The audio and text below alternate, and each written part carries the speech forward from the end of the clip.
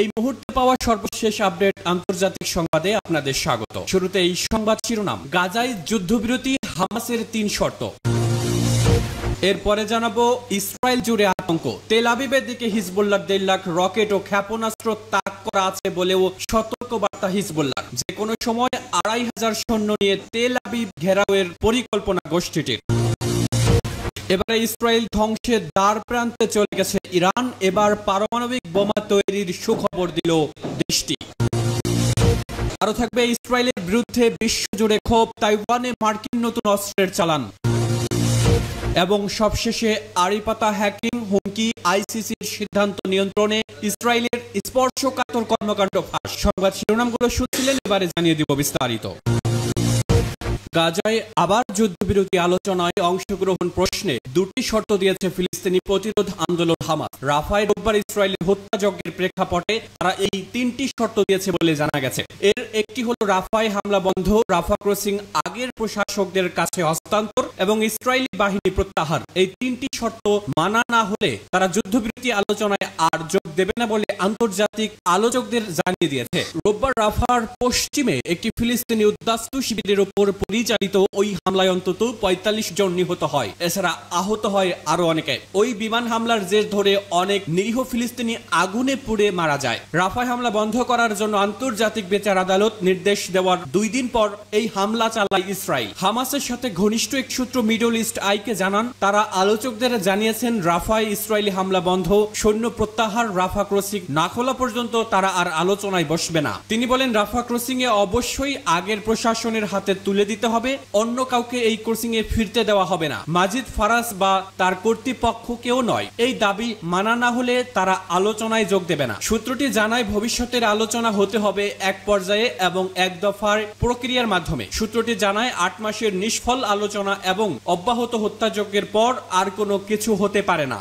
হিজবুল্লাহকে এত ভয় পায় কেন ইসরায়েল? ইসরায়েল হামাস সংঘাত শুরুর পরপরই ফিলিস্তিনিদের সমর্থনে এগিয়ে এসেছে ইরান সমর্থিত লেবাননের সশস্ত্র গোষ্ঠী হিজবুল্লাহ। সীমান্তে ইসরায়েলি বাহিনীর সঙ্গে তাদের দফায় দফায় সংঘর্ষের ঘটনাও ঘটেছে। হিজবুল্লাহ ইসরায়েলের জন্য কি ধরনের ঝুঁকি তৈরি করতে পারে এবং তাদের ভান্ডারে থাকা অস্ত্র ইসরায়েলের জন্য মাথা ব্যথার কারণ হতে পারে কিনা সে নিয়ে এক প্রতিবেদন করেছে ইসরায়েলি দৈনিক হারেজ। যুদ্ধের শুরু থেকে ফিলিস্তিনিদের সমর্থনে ইসরায়েলের উত্তরাঞ্চলে রকেট, ক্ষেপণাস্ত্র এবং ড্রোন হামলা চালিয়ে আসছে লেবাননের সশস্ত্র গোষ্ঠী হিজবুল্লাহ। এ নিয়ে তেল আবিবের রীতিমতো ঘুম হারাম। এমনকি নতুন করে ইসরায়েলের দিকে হিজবুল্লাহর 1.5 লাখ রকেট ও ক্ষেপণাস্ত্র তাক করা আছে বলেও সতর্ক করে দিয়েছে লেবানন ভিত্তিক বিশ্বের শক্তিশালী সশস্ত্র এই গোষ্ঠীটি। সাম্প্রতিক হিসাব অনুযায়ী হিজবুল্লাহর কাছে প্রায় 1.5 লাখ রকেট এবং ক্ষেপণাস্ত্র রয়েছে, যার বেশিরভাগই দূরের লক্ষ্য বস্তুতে আঘাত হানতে সক্ষম। আর এটাই ইসরায়েলের মাথা ব্যথার কারণ। ইসরায়েলি গণমাধ্যমের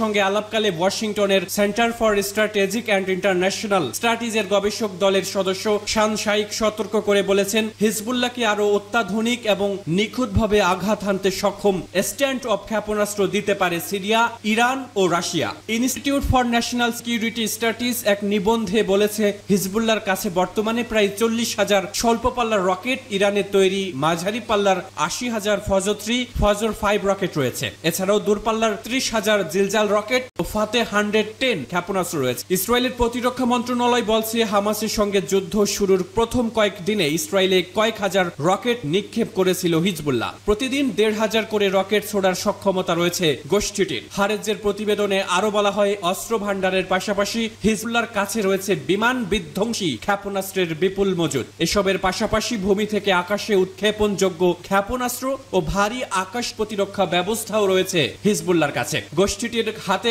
আরো কিছু আছে কিনা তাও নিশ্চিত নয় কোনো পক্ষ। বিশাল ক্ষেপণাস্ত্র ভান্ডারের পাশাপাশি হিজবুল্লাহ গত 2 দশকে নিজস্ব শক্তিশালী বাহিনী গড়ে তুলেছে, যার মূলে রয়েছে ইরানে এবং স্থানীয়ভাবে তৈরি বিভিন্ন ধরনের ড্রোন। হিজবুল্লাহর বিশেষ কমান্ডো ইউনিটও রয়েছে। ইসরায়েলের সঙ্গে রাদওয়ান বাহিনী নামে পরিচিত এ বাহিনীর যুদ্ধ করার সক্ষমতা আছে বলেও মনে করা হয়। রাদওয়ান বাহিনীর প্রায় 2,500 সদস্য রয়েছে, যারা লেবানন এবং ইরানে প্রশিক্ষণ প্রাপ্ত। এরা সবাই মাঠের এবং কৌশলগত যুদ্ধে পারদর্শী, সেই সঙ্গে রয়েছে বিশেষ গেরিলা যুদ্ধেরও প্রশিক্ষণ।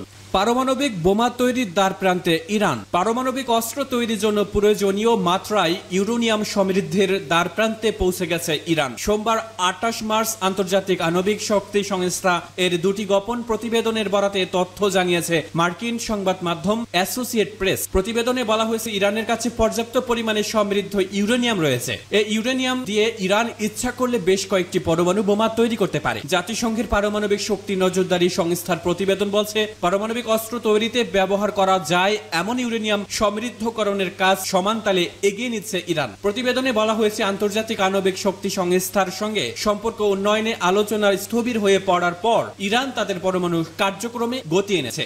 IAEA এর প্রতিবেদনে বলা হয়েছে ইরানের কাছে যে পরিমাণ সমৃদ্ধ ইউরেনিয়াম রয়েছে তা 2015 সালে তেহরান ও বিশ্বের শক্তিধর দেশগুলোর সঙ্গে উপনীত চুক্তিতে বেঁধে দেওয়া পরিমাণের চেয়ে অন্তত 30 গুণ বেশি। প্রতিবেদনে বলা হয়েছে ইরানের কাছে থাকা সমৃদ্ধ ইউরেনিয়ামের মজুতের পরিমাণ ৬,২১৩.৩ কিলোগ্রামের বেশ। ফেব্রুয়ারিতে IAEA এর শেষ প্রতিবেদন দেওয়ার পর ইরান এই পরিমাণ ৬৭৫.৮ কিলোগ্রাম বৃদ্ধি করেছে। সংস্থাটির পরিচালক এবং জাতিসংঘের পর্যবেক্ষক সংস্থার প্রধান রাফায়েল গ্রোসি গত মাসে বলেছিলেন ইরানের কাছে পর্যাপ্ত পরিমাণে সমৃদ্ধ ইউরেনিয়াম রয়েছে। এই ইউরেনিয়াম দিয়ে ইরান ইচ্ছা করলে বেশ কয়েকটি পরমাণু বোমা তৈরি করতে পারে। স্কাই নিউজকে তিনি এপ্রিলে বলেন, যে পর্যায়ের পরিদর্শন আমাদের প্রয়োজন সেই পর্যায়ের পর্যবেক্ষণ ইরানে করা যাচ্ছে না। ইরানের কর্মকর্তারাও হুঁশিয়ারি দিয়েছেন তারা প্রয়োজনে পরমাণু বোমা তৈরি করতে পারেন। তবে ইরান বরাবরই বলে আসছে তাদের পরমাণু কর্মসূচি শান্তিপূর্ণ উদ্দেশ্যে পরিচালিত। ইরানের পরমাণু কর্মসূচি পরিদর্শনের পরিধি বাড়ানোর ব্যাপারে 2023 সালে জাতিসংঘ ও ইরানের